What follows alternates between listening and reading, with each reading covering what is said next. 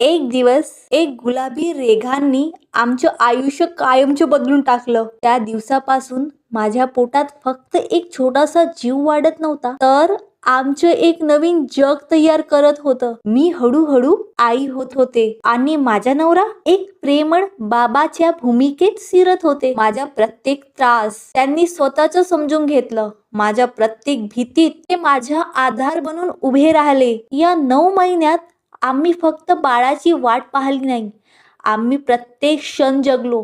आज हे व्हिडिओ पाहताना वाटतं, खरंच ना, वेळ किती फटकन निघून गेला.